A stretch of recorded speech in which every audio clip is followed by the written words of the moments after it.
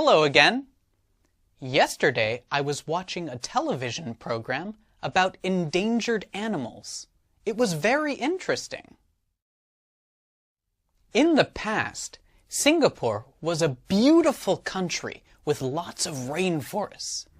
But then, some people cut down the trees and built lots of tall buildings called skyscrapers. Some people are very sad because there is nowhere for the animals and birds to live in the city. These are the Galapagos Islands in Ecuador.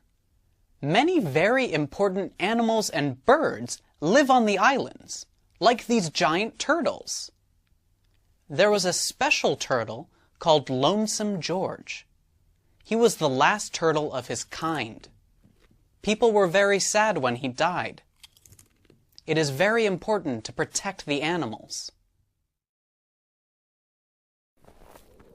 The polar bear is an endangered animal. It lives in Russia, the USA, and Canada. It is endangered because the Earth is becoming hotter and the ice is melting. It is difficult for the polar bear to find food.